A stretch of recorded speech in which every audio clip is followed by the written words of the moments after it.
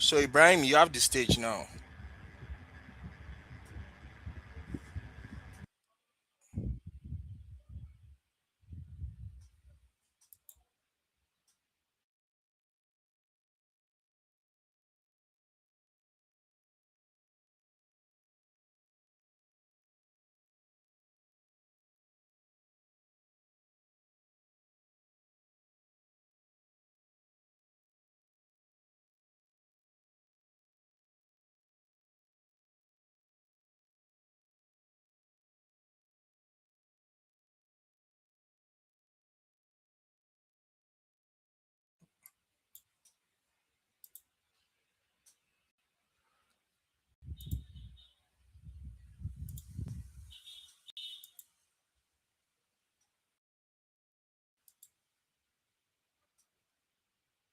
Hello, can you hear me?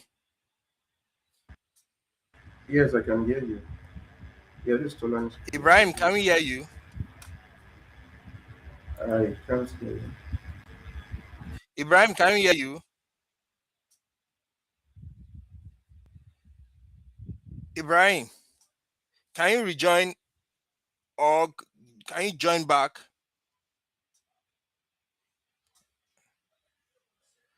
Hello, Ibrahim,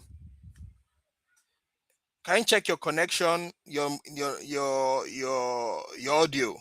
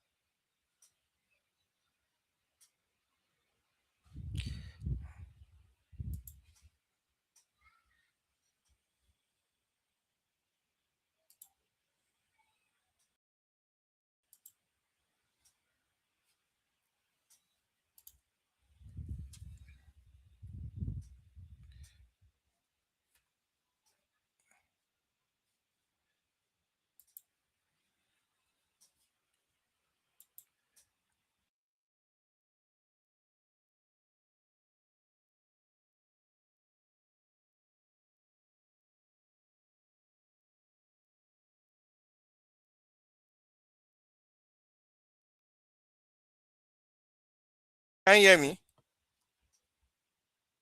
Tolani, hello, can anyone Yes, I hear can hear me? you.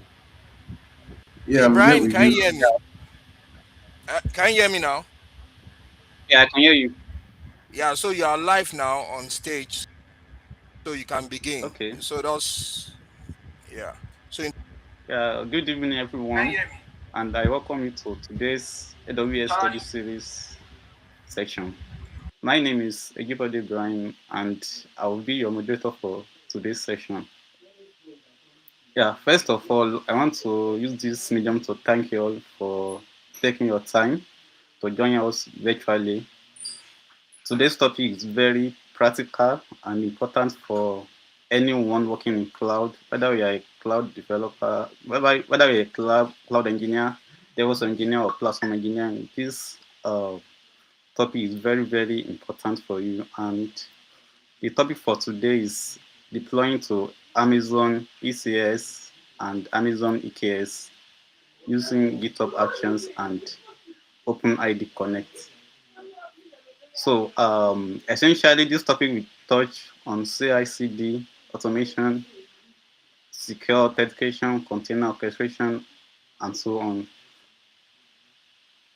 So before I before we begin, I will use this medium to give a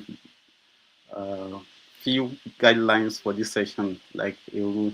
So first of all, if you have any questions during the session, please drop them in the chat box. So after the session, there will be question and answer session where the principal will be doing justice to the questions. So please let's try and engage actively. Let's take notes and let's all feel free to connect with other participants. So now I will introduce the speaker for today's session for us. So the speaker for today is Mr. Tolani Akintayo.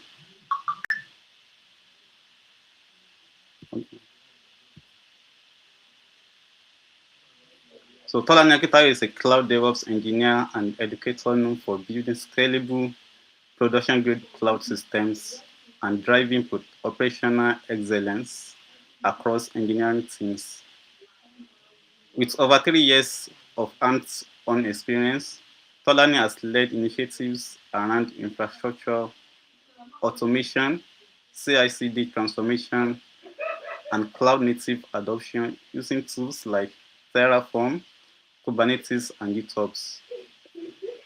His work focuses on reducing system complexity, improving reliability, and aligning infrastructure with business critical outcomes, helping teams ship faster without compromising stability.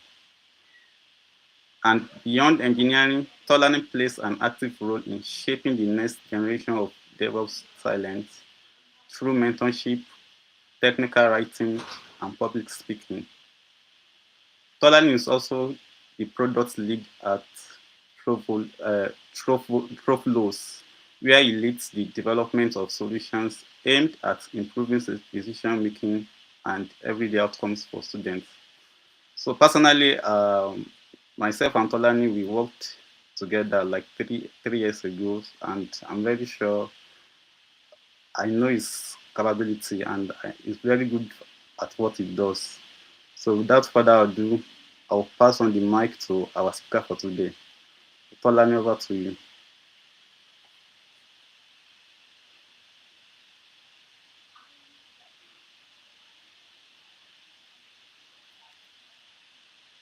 Tolani, are you there? Yes, yes, I'm with you. Thank you very much for the introduction. And thank you as well to the community. All right, I will want us to jump into the session. I will share my screen right away. Okay. I can hear you clearly. Yeah, I will go ahead and share my screen now so that we can start the session. So right now you should be screen now, right? So if you can confirm you Yes, can I see can my see your screen. screen.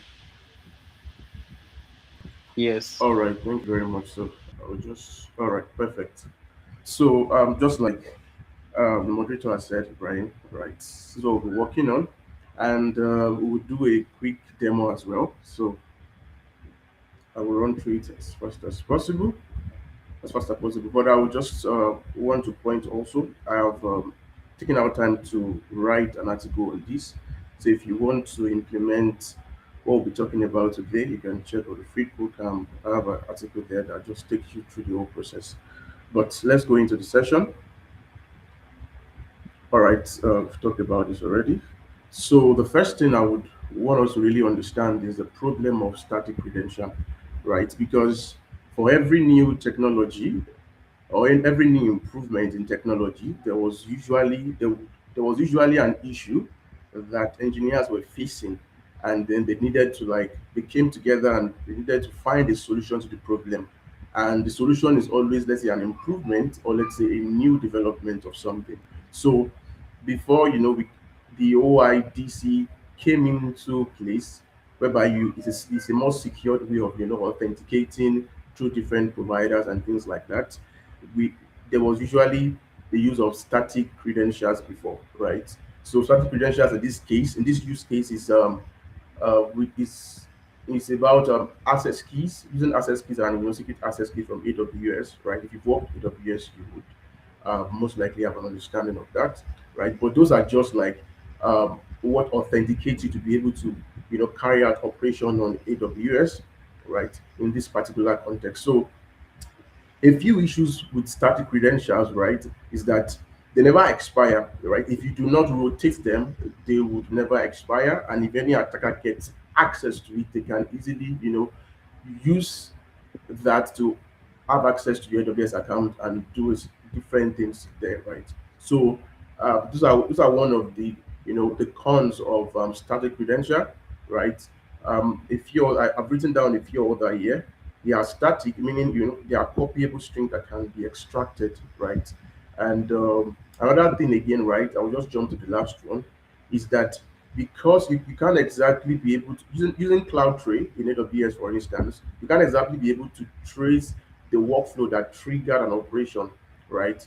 You can only know that an API call has been made to do a certain thing, and that is because with static credential, the way it works is that you basically get the access key or secret access key of the user, right? In this case, and then you take that and take it to your GitHub repo where your CI/CD pipeline is or your GitHub Actions workflow is, and then you insert it in your GitHub, GitHub, and you're able to reference it in your workflow.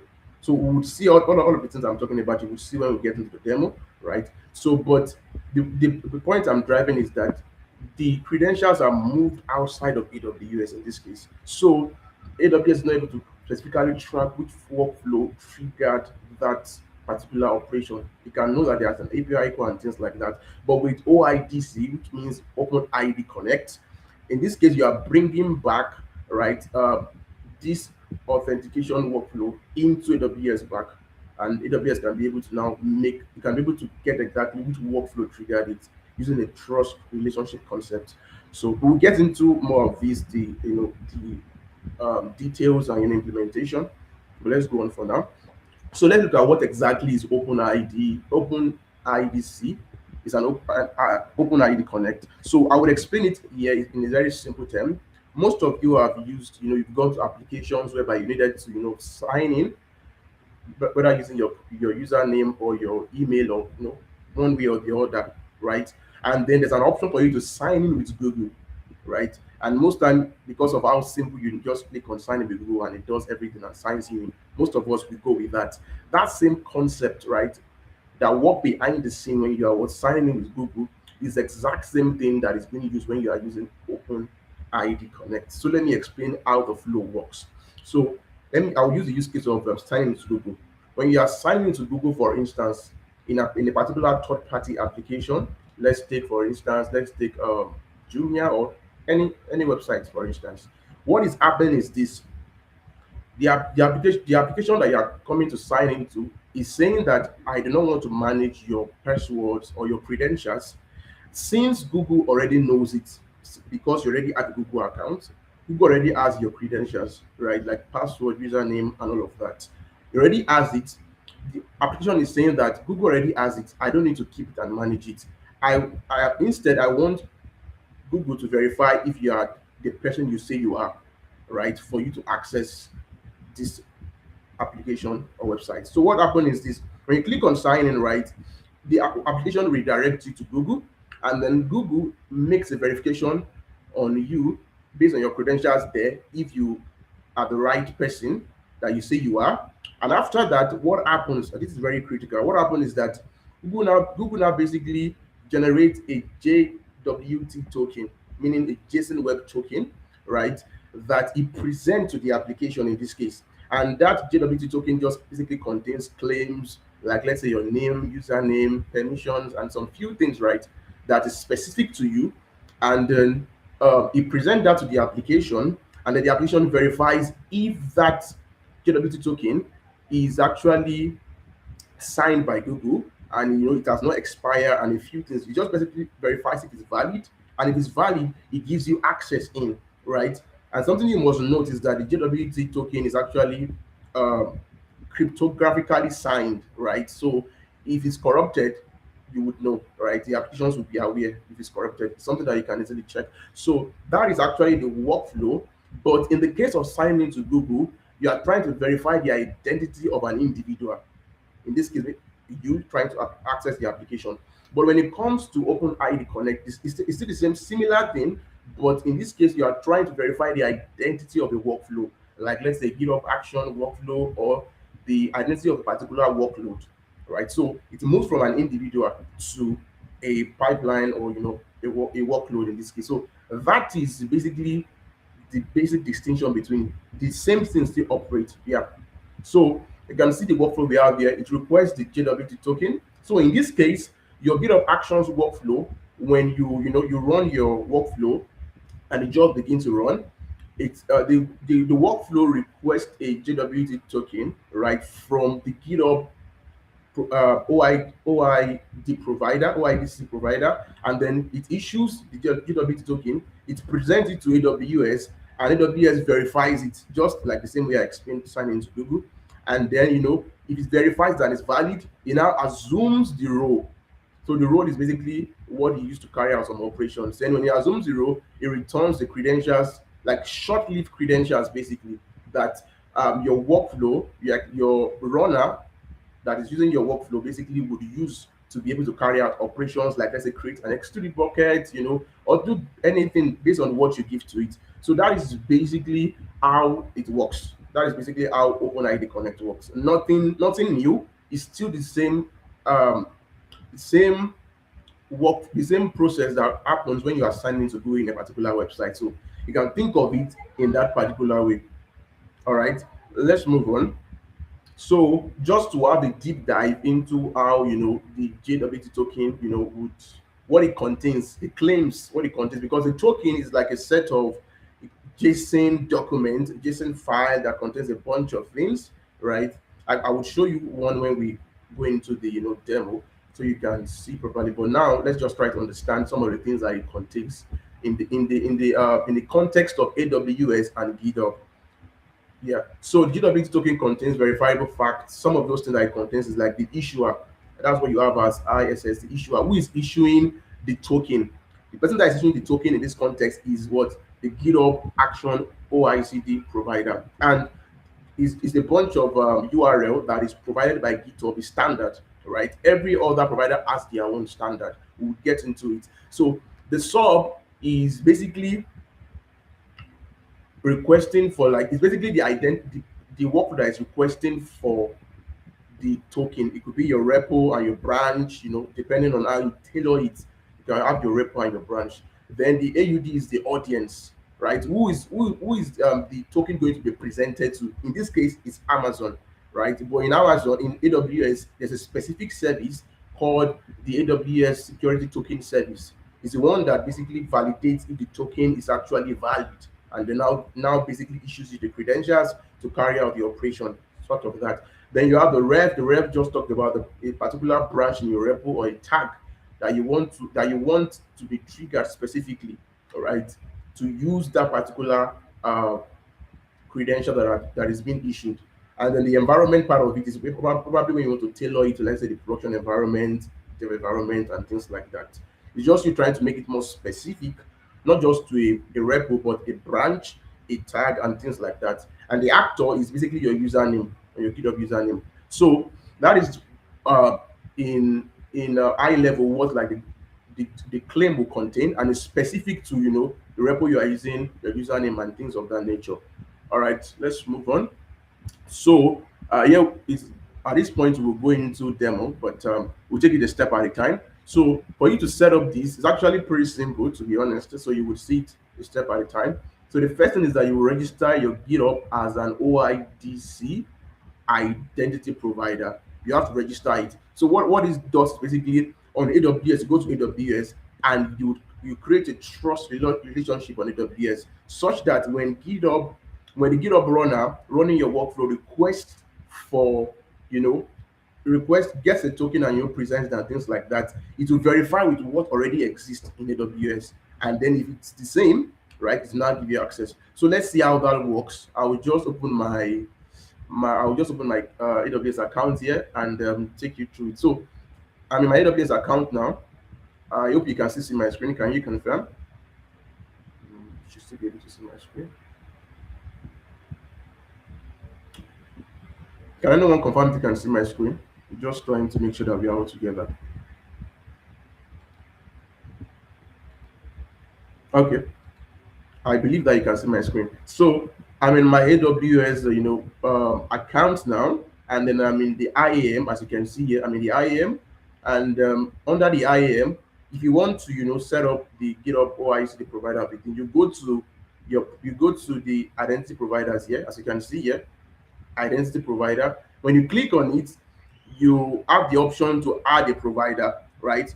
Although for this demo, I already created these things because I know that it will require some time to do all these things, right? So this is actually how it looks like when you create it. But just to show you, if you want to create it, you click on Add Provider. And when you click on Add Provider, you select the provider type as OpenID, as you can see here, OpenID. Then what you need to do is to input some details. You have to input your provider URL. In this case, is the GitHub OIDC provider URL. And I said already, if you go to GitHub documentation, there is a standard URL there, and I can show you from the presentation. This is actually how it looks like. Sorry about that. This is actually how it looks like. This token, you can see this token .actions.githubusercontent.com is actually your provider URL. Every other provider has their own specific one that you reference. But in this case, it's actually GitHub standard one, right? That is what I used here.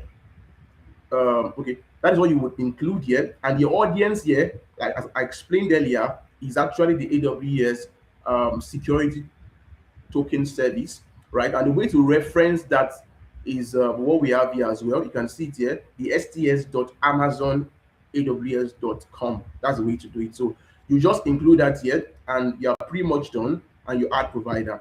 So I'm not going to do it again because I already have one. I'm just going to show you what I've done before. So I have one here, as you can see. You can see it here already.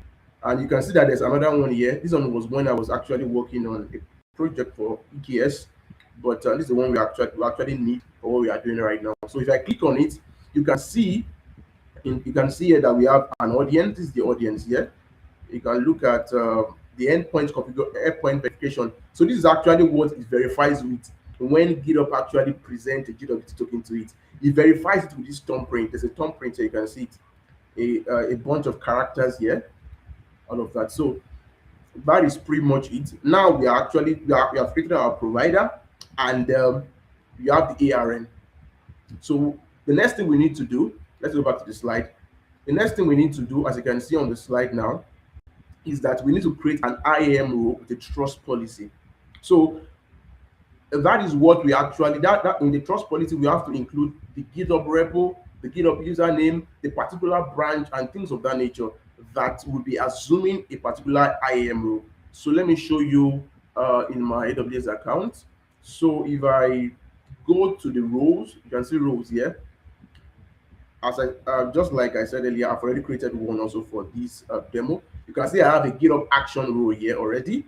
But if you are trying to do it, you can click on create role here. When you click on create role, you would, under trusted entity type, you would have to select web identity, right? You can see it says allow user federated by the specified external web identity. That's what we need.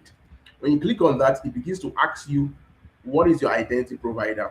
And since we've created one already, when I click on the drop down, it shows me this is the one I've created before. This is the token action GitHub users content. It gives you more field. Audience, we've created audience earlier, is the stc amazonaws.com. Then in the GitHub action, what you just need to put there is your username. If you don't have a GitHub organization, you can basically put your username there. Then in the GitHub repo, you put your specific repo where your workflow is actually located. And then for the branch as well, you can specify a particular branch like main branch and all of that. So that's actually pretty much what you would do. And you can click on next and go on and on and on. When you click on next, all you just need to do again is just to add a permission to it. So the permission is saying that what can this work? What kind of permission are you giving to this workflow? And that would depend on what you are trying to do in your workflow. So for this particular use case now, we are trying to deploy a dynamic web application to ECS. So you will need things like you need permissions for like ECS, ECR, and a bunch of other things. So just to show you the one I've created before, when I click on it, you can see what I have here, right? This is it here. This is the ARN of the role, and we'll need this as we move on. But by default, it has a maximum duration of 1 hour, right? That's what your OIDC authentication has. You can extend it, but by default, it has 1 hour. But you can see that I have some permissions here. So while I was actually trying to do this demo, I had to include a lot of permissions because I'm trying to deploy things, and I need, for instance, I need ECR, ECS, all of those things, S3 bucket, all of those things. So Just to not take so much time, I just added admin access to it. It's basically a demo. But in production, you would have to create a custom policy with a specific permission of what your workflow needs, and then you attach that to the role that we created. That's actually how it works. So to see the trust relationship that I'm talking about earlier, when you click on here, you see it here. This is a document that I have here. You can do all I'm doing here definitely through the CLI. That's basically how you would do it. You can do it through that way also, through Terraform, through the CLI and all of those things. So there are more details in the article I wrote, right? You can check it out. So if you look at this clearly, right, you will see some details here. What I want to see is if you come to here, you can see the sub, right? The sub is my repo, is my username, as you can see. Then this is actually the repo name, and then I'm referencing which branch, the main branch. I will show you the GitHub repo as we move on. So you need to specify that, because you need to be specific on what particular repo, not just repo, but branch that needs to,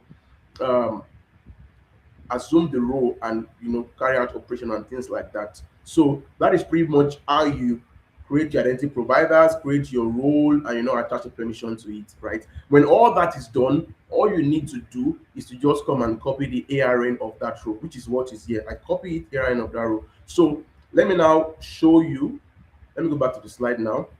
Right? Okay, we've done all these three things now. We've registered a GitHub as OIDC identity provider. Sorry, we've created an IAM role with trust policy. I just showed you around it now, and we've attached a least privilege permission.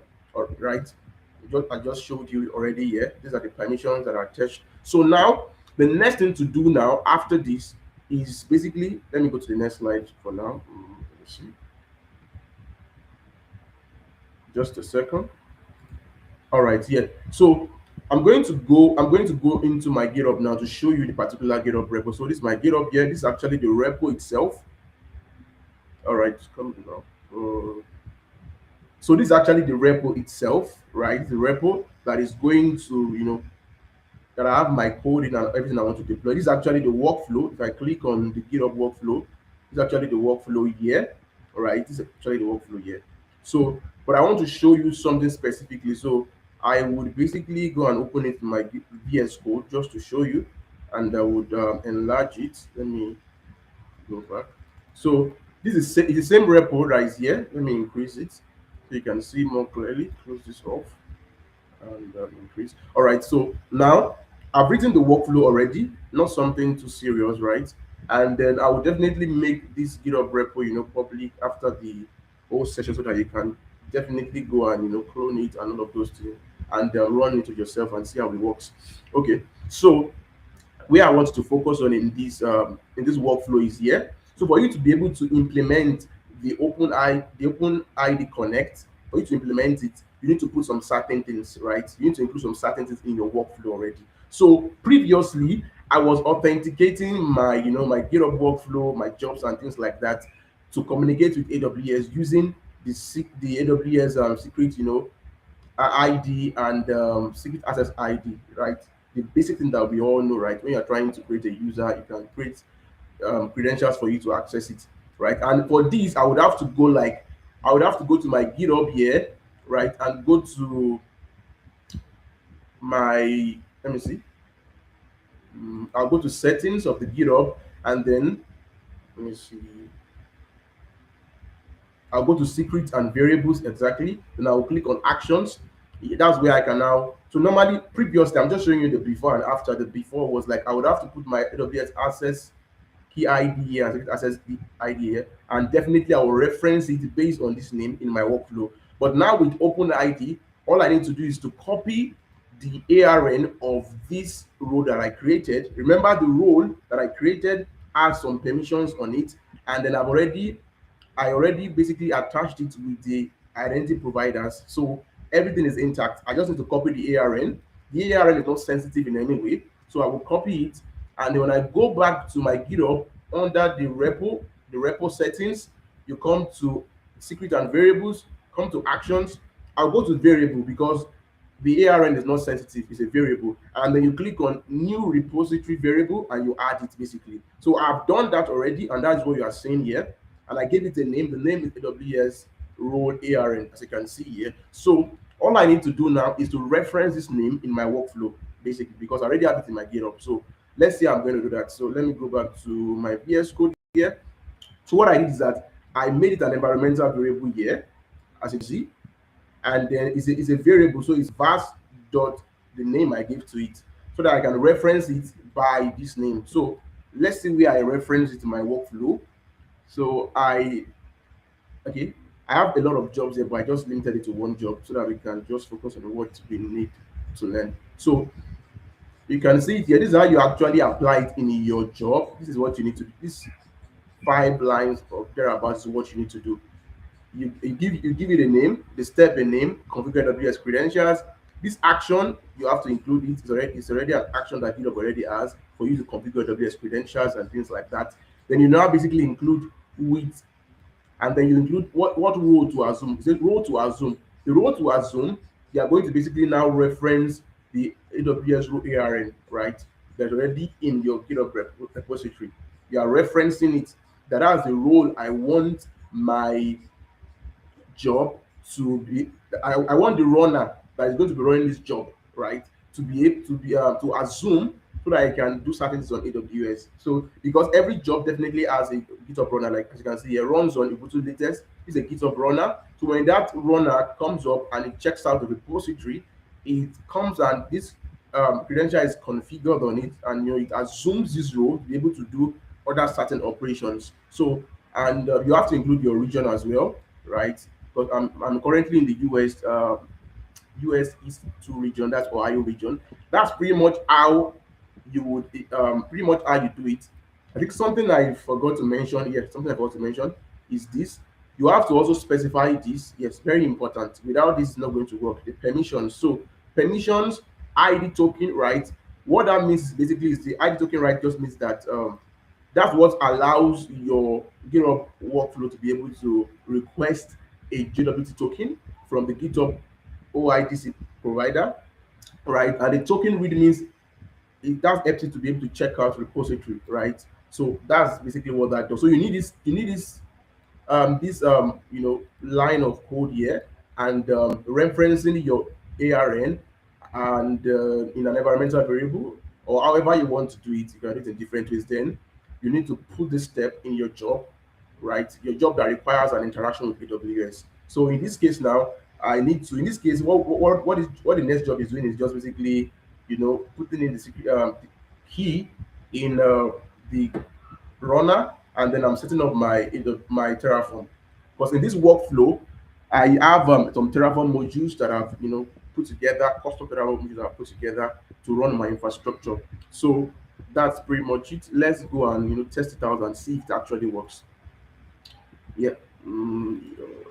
Let me see before we go and test it. So this is actually how the workflow I have currently will run.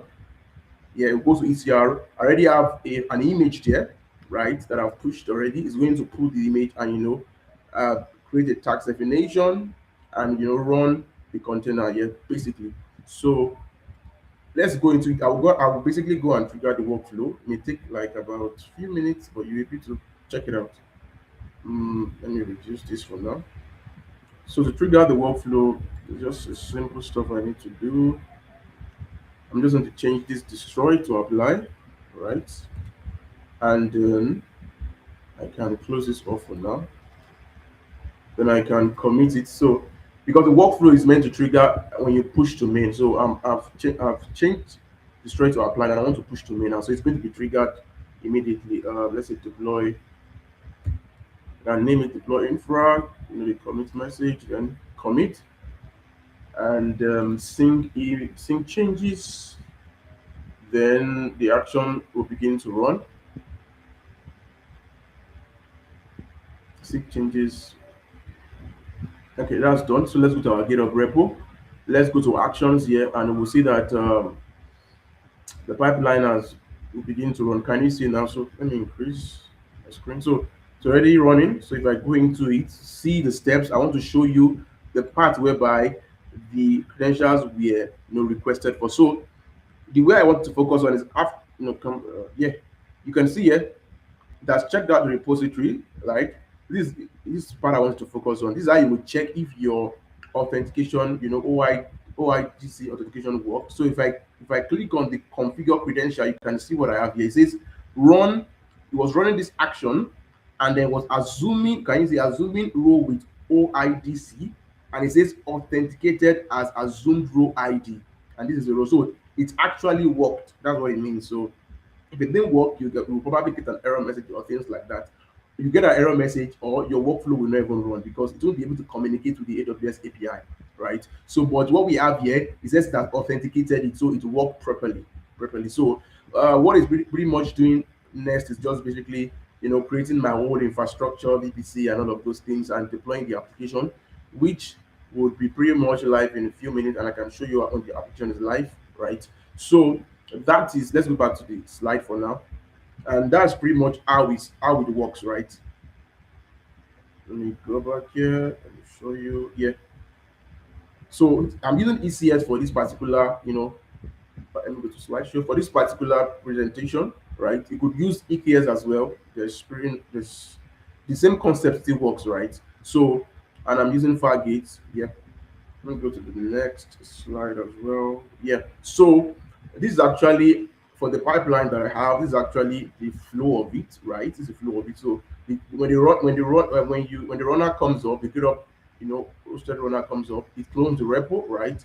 And then it requests for the JWT token, right? It's a JSON web token. Request for it, and then present it to AWS STS, that's AWS Security Token Service, and it try to validate it with a trust relationship that we already created in AWS already. When it checks and it's valid, then it's what it now basically gives some temporal credentials, right? Emphasis on temporal, right? For static credentials earlier, they are just static and they can be used anytime if you don't rotate them. But these are temporal, expiry within an hour thereabout. But the idea is that when your job is done running, right, the credentials are disposed. So, and that's done. So if my application finish running now, is deployed, the credentials are disposed, right? If I run another job, another workflow, it requests a new credential every single time. So there's no one credential that is being used over a period of time, which makes it more secure and less make it less prone to attacks and things like that. Even if an attacker bypasses you and gets the token before they are able to use it, it's already expired. Can you see that now? So, and the next step is that it logs into ECR definitely to get the image, and it pushes it pushes to it pushes the image, it creates a tax definition and pushes to ECS definitely. So that's pretty much it. And let's check if the workflow is done. Let me check. Okay, it's still running.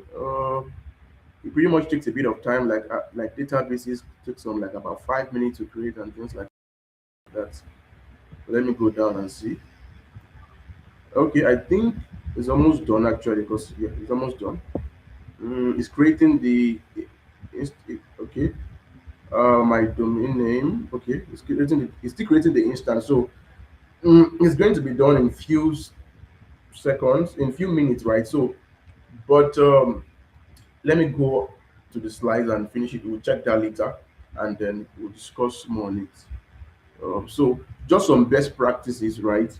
Very important, and I just have to put out there is that when you are trying to, when you are creating your trust relationship, basically when you are specifying what repo, branch you want, right, to basically have access basically to the AWS top of the thing and all of that, you need to be specific. You need to be specific on which particular repo.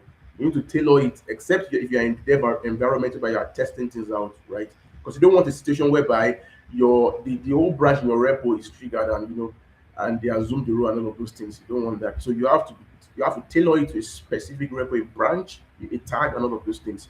And another thing is that the permissions that you attach to your role have to be specific to what you want to do, right? If you don't give permissions anyhow.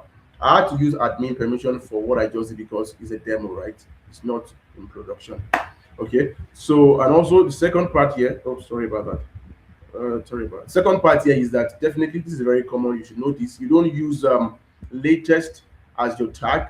either you version it or you use the git share, commit share to make it specific so you can roll back if there are any issues with your deployment and things of that nature. Mm, Definitely using secret manager if you are in AWS, for instance, or any other service to keep your secret is very recommended. So your secrets are pulled at runtime. So for this demo, I have my secret in my secret in the secret manager, right? And I have that there already. And very important that you also have your, when you're having, if you have separate IAM rules, you don't use the same thing for dev and prod environment, right? So that there is no clash within it, right? Everything is separate. You don't want it pointed by something that you did in staging is now affecting prod. You don't want that. So very important. You can also use separate AWS account also, right? To just basically limit blast radius if anything goes wrong. These things are very, very, very important. So let me check if the uh, deployment is done. Okay, it's not done for now. All right. Oh, take a while. Okay, it's creating the ECS start definition. Okay, it's deploying now. All right. Okay, good, good. Let me go on with this for now. All right. So some of the things that you need to put in place are what I put in here. You separate the AWS account to limit the blast radius and things of that nature. So if you are deploying to ECS, it's very important that you take note of like the AWS ECS update service. No, the AWS ECS the service stable. Let me check that out.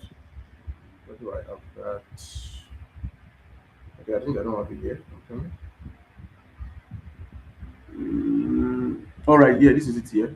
So you need to take note of it because you don't want a situation whereby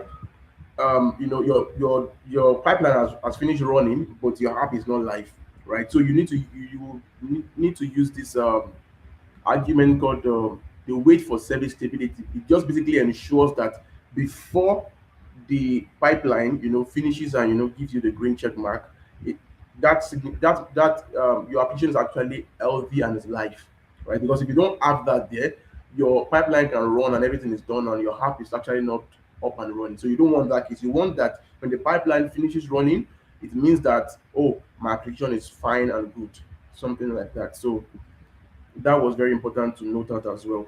So yeah, it's actually fully deployed, right? You can see the green check mark is completed. You can see that now.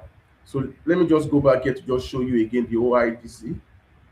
Very important. You can see configured credentials, assuming role with OIDC, and then authenticated as this role.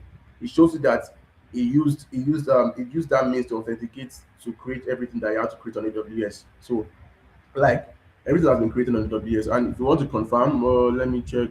Let's confirm the application first. So in my workflow, the name of the application is this. This is the name I gave to it. So this is the name of the application, demo, and my domain name. So this is how it's going to be. This is my app. You click on it, it's going to come live. So this is the application here. It's a demo application, not something live and all of that. It's a demo. So my application is deployed live already, and I can access it through a proper domain name. I just had to give it demo because obviously we are doing a demo, right? So everything is live, and the GitHub workflow was authenticated to AWS to be able to create all the infrastructures, and I mean VPCs, subnet, and all of those things. If you want to check it, I can go. Okay, let's check it out. I can come to I can check for VPC. You'll see a lot of things that have been created, right? And we were able to do this because there was an authentication from GitHub, to AWS. So if I check my VPC, you will see that a whole lot of bunch of things have been created. So this coming up. Okay, this is my VPC here, as you can see. All right. So this is the VPC that was created. This is the VPC that was created. Let me pick that VPC. All right. So I have my subnet as well that has been created. You can see them, public, private, data, apps, so everything has been created. Even my route tables, everything, like basically everything that you need, right, for a proper application to be deployed has all been created. And the way this was able to be done is because there was an authentication between GitHub and then AWS, which was done using this OIDC Connect, right? The OpenID Connect authentication method. So I did not use when we didn't use anything like AWS. We didn't use any static credentials, but definitely, right, the credentials that was actually being the temporary credentials that was actually given to GitHub to be able to do this actually were access keys, right, and all of those things. But this is a catch here. This is a catch I want you to understand. In this case now, in this case, AWS is not seeing your GitHub credentials, and GitHub is not seeing your AWS credential. That's the biggest catch here, right? Previously, if you are using static credentials, right, you would need to go to. I would need to copy let me show you my GitHub here. Go to secure settings, settings. All right, when I go to settings and I go to secret and I go to actions I'm in my secret here, you will see that the value that are in here are actually my access keys, like those sensitive information. So using the static one, GitHub is able to see your credential actually because you are keeping it on GitHub for your workflow to be able to use it, like for your GitHub runner to be able to use it. But using the other concept of the Open ID Connect, AWS and GitHub are not seeing they're not seeing the credential. So AWS is not seeing GitHub credential. GitHub is not seeing AWS credential. The only thing that is being done is that GitHub presents a JWT token to AWS, right? And AWS on the other end checks it based on the trust research that has been made on AWS.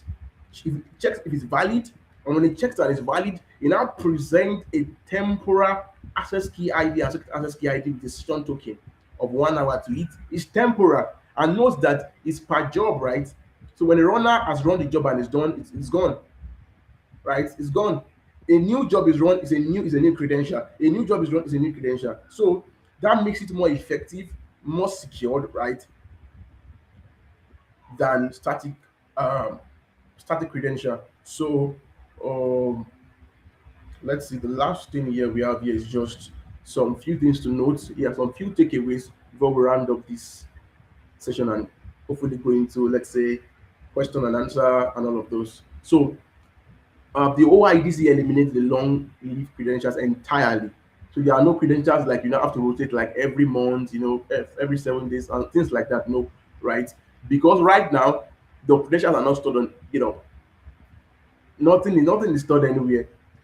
The GitHub runner just uses it for the job it needs to use it for, and then it's gone, right? Because the idea of the GitHub runner is that there's a new runner for every job that you run. So there's no one particular runner except you are using a self-hosted runner.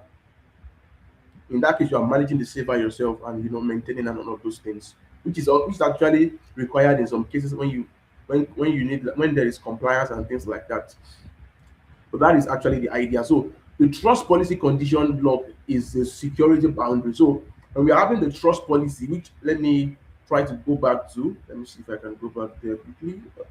I already showed you earlier that trust policy where you have you specify your username of your GitHub repository, the repo, the branch, and all of those things. Is where you can make a security boundary. You can specify which exact, not just exact repo, not just exact tag that should assume the role. So, and that's very, very important. Talking about tax definitions, everything was created by Terraform, right? Infrastructure as code and version and things like that. I already talked about using immutable tags, very important. It's not negotiable, definitely, because it's going to be important for rolling back. I have that in my workflow, but it's going to take more time to be able to demo that. So I won't be doing that. Whereby you can deploy a new version, and then if that new version there is an issue with it, you check if it's stable. If it's not stable, it roll back to the previous version. That is very possible. So the last thing here is when you are deploying, for instance, an ECS, it's very important. I already talked about it, but I'm going to emphasize it again. Using the wait service stability, it just basically means that your workflow, even after before it has, if it's completed, right, it means that your application has been also run properly. If your application doesn't run properly or is not deployed properly, the workflow would not show that it passed, basically, right? So that is pretty much the whole idea of setting up, GitHub action with OIDC to deploy to, let's say, ECS or EKS, right? So I hope you were able to understand it, it made sense, and I would appreciate questions at this point. Thank you very much.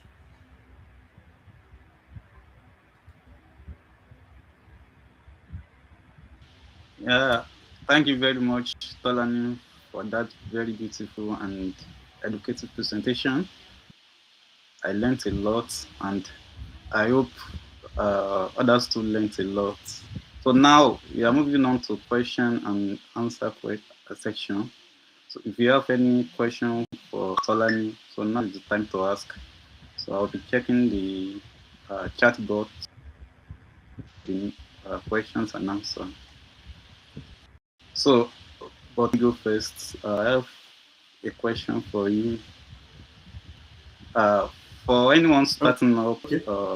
his DevOps journey, so when will you recommend ECS over EKS?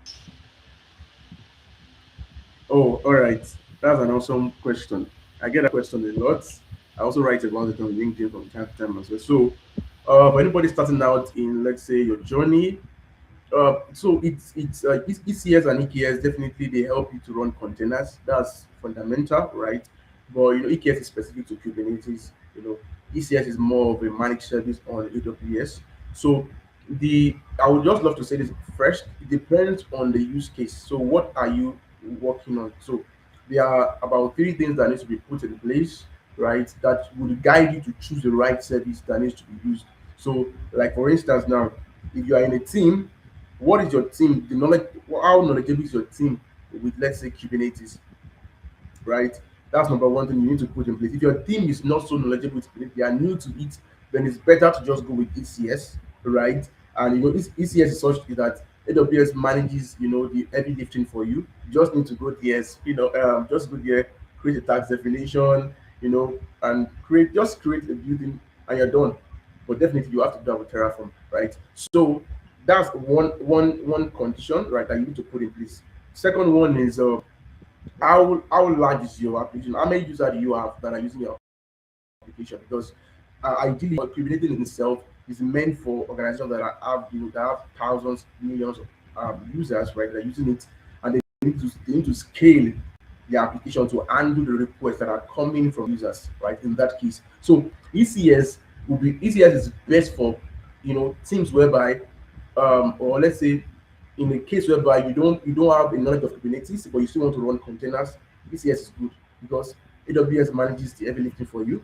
In a case whereby um, sorry, also ECS can run a lot of containers, and to be honest, for cases like startups and even some enterprise environment, ECS works very fine. It can run up to, like, I think about 100 or plus containers, which works very fine. So these are a few things that you need to put in, that you need to, like, ask yourself, because it's not just about deploying something, it's about the with use case specific to what you want to do. These are do we have, um our team, how knowledgeable are they in Kubernetes? Do they know how to run it, administer in Kubernetes cluster, right? Because if you are trying to do that and you don't know it, you are going to fall into a lot of issues. And your focus is to serve your customers, right? So you don't want to do that. And if you are, for instance, if you are in a startup environment, you know that you are basically going to be deploying and changing features very, very fast. ECS is going to work perfectly in that case, right? So those are some ways that you can make distinction between those two, right? But definitely the two work very well depending on the use case. I hope that answers this question. Yes, thank you very much. So when I said Tolani is very capable, we'll be taking Thank you very him. much. So lastly, my question is for someone that is trying to master cloud native deployments and DevOps automation. So after Mm. today's class, what will you advise the person to learn after today's class? Okay. Okay. Thank you very much for that question. It depends on where they are in their, let's say, their learning, right? When it comes to cloud native, ecosystem, right? Everything begins at Linux. So it depends on where they are in their journey, right? So I can't just say go and learn ECS. you will find it difficult, right? You need to start gradually because every in the ecosystem, everything is built on top of each other. So let me just someone for instance that doesn't know anything at all, just starting, just hearing about it, or let's say you are coming to you came to this this live event and you're like you have not heard anything about it, just want to just hear what we have to say. In that case, you have to start your journey step by step, and where you start from is definitely Linux. That's the basis of everything. And the reason why it's the basis is because the servers you're going to be operating with 99% of the time are Linux servers. So from Linux, you have to now, let's say, build on things like networking and on like that. There's a whole list of them before you get to, you know, Linux, networking, Git, source code management, Docker. There's a lot of them. But you can get to containers, so you're now using ECS and EKS. So it's a journey, and it's going to be the best that anybody starting out should properly take that journey step at a time so that it would help you when you get to EKS or ECS. Because if you are using ECS and are trying to troubleshoot things when they are happening, eventually you will need to run Linux command. EKS is running on Linux. ECS is running on Linux at the end of the day. So if you are not grounded in Linux, at least to a great extent that you can troubleshoot, you can run commands, you can administer it, you will still have issues when trying to do all of these things. So even though AWS for ECS handles the heavy lifting for you, you still obviously have to still manage what you are doing as well. Just the heavy lifting they handle for you is you're not managing servers. That's the heavy lifting. You're not managing their servers. Unlike, let's say, a self-hosted group ADM server, now you're managing that yourself. There's a lot of work there. But for ECS, you're not managing servers. You're just managing your deployment of application, and all of those things. So anyone starting out, take it a step at a time. It's a list of it. You can go to website like roadmap.sh. There are a lot of materials online to make you see the roadmap of how to start, and many resources as well. You can reach out to me on LinkedIn, or yeah, on LinkedIn if you have any question on that. So that's all I would say. I hope Okay, that helps. thank you very much. I have a question from Adenito Okay. Adedayo. So, which Okay. is amazing session solar. Though I joined quite late, I still learned few important things. Okay. Now, here is my question. For a team who does not have the requirement to run EKS in environment, ask virtual machines and using ECS. Comment. All right. Thank you very much for that question. I did that. Thank you for that question. So, for a team that doesn't have, like you said, to run EKS and things like that, so for every question, like in the ecosystem here in cloud space and even in something in that space, it depends on the use case. So what I'm saying that if you were more specific on where the team is currently, how many users they have, and more details, it will guide me on what to tell you to pick directly, right? But for now, I would have to give different conditions of what you can pick one over the other. So for Docker on a virtual machine, definitely you are definitely the one going to like install Docker on, like, let's say, your VM, right? And then you, um what's the word now? Docker containerize your application, right? You have your application, you can push to Docker up and things like that, and all of those things. But for ECS, you already have that one. You just need to deploy your application. That's all, your container. So in the use case whereby the ECS would be best, right, is if the team has the money to run ECS, right? Definitely EKS is more expensive than ECS, but if they have the resource power to run ECS, number one.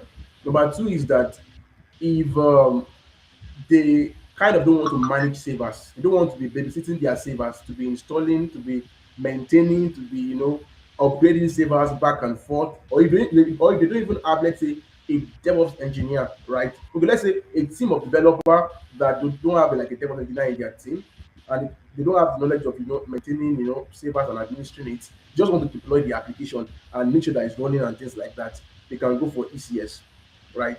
So if you are going to be using Docker and on a VM, you need to understand how to do all those operations, how to administer the server to the point whereby your application is alive on the server and things like that. So it really depends on the use case, right? Even though using a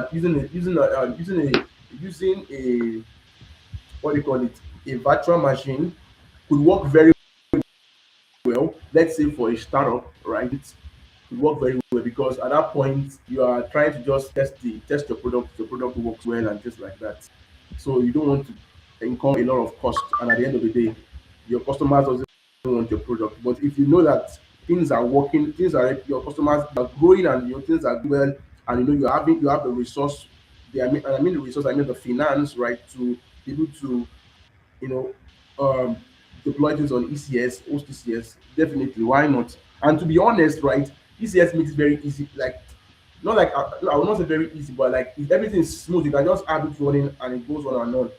The whole maintenance is handled by AWS. Like the whole maintenance, the whole upgrading and things like that is managed by AWS, right? That's if you use the Fargate option because you can run ECS on virtual machine, you can run ECS on Fargate. Fargate is just saying that you don't manage the servers. But if you run ECS on virtual machine, you are still managing the server. So yeah, there's that option on AWS. So it depends on your use case, and I hope like making that distinction between the two helped in understanding when to use which one over the other. Yeah. I hope that answers your question, Adeli Padidaya. So, because of our time, not be taking more questions again. So, the next, thank you very much, Talani.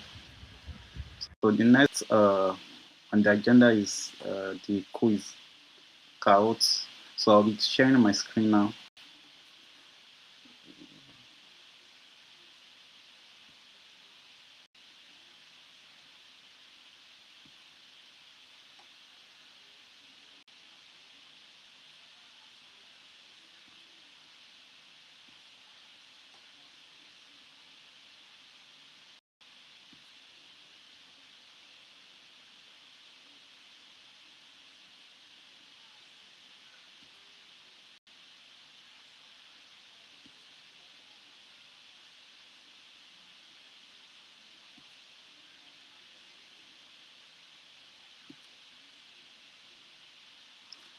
So, we have 5 questions.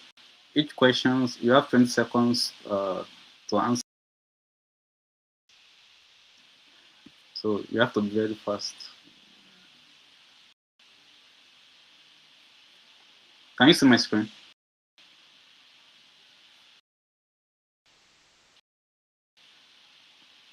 Yes, I can see your screen. Yes, I can see your screen.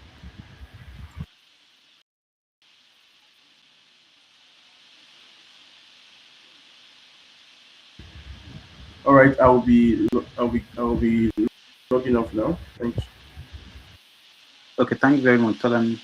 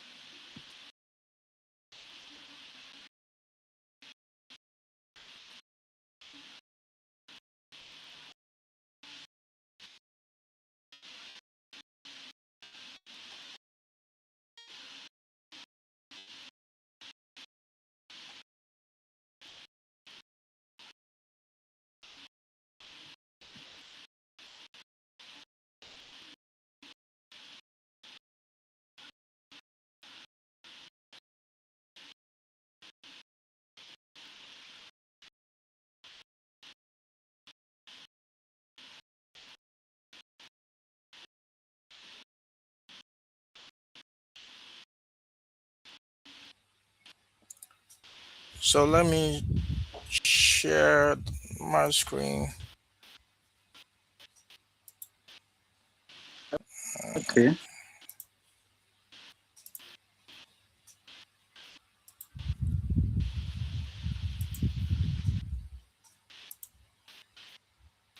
Can you see my screen now?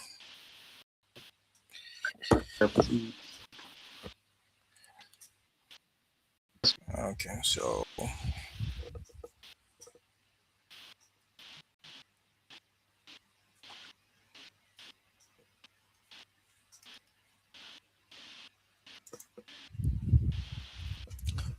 let's give it's loading the pin.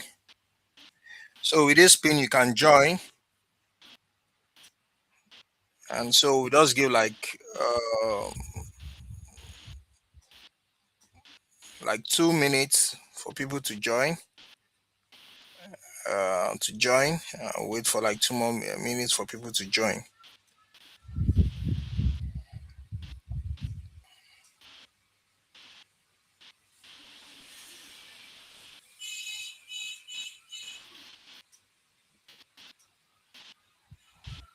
So let's wait for participant. Yes.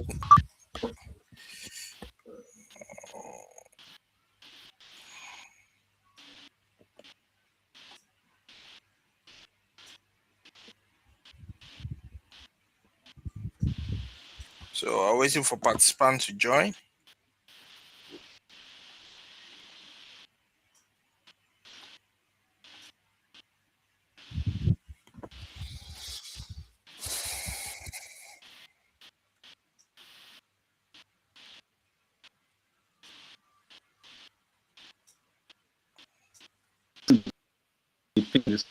On the screen.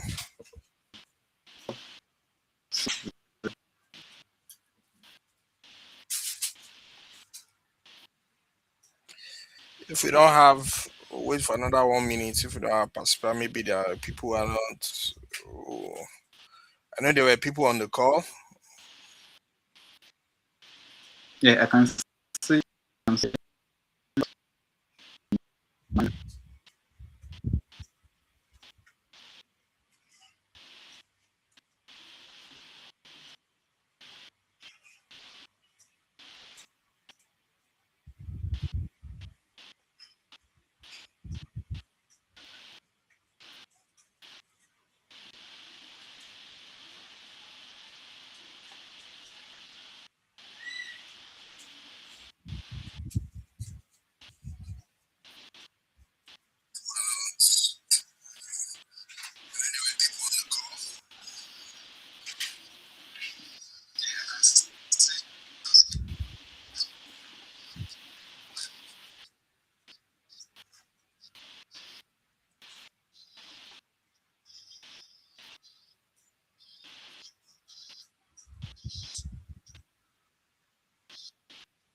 And so if nobody's joining, maybe nobody's. So we'll bring today's session to a close. Okay. Thank you, Tony. Thank you, Ibrahim, for joining to call today. And we thank you for the knowledge shared on OIDC. And the community is grateful. Thank you for everyone who joined and participated and asked questions. We are as a community, we are grateful for joining this study series today. You're doing your tight schedule. Thank you so much. And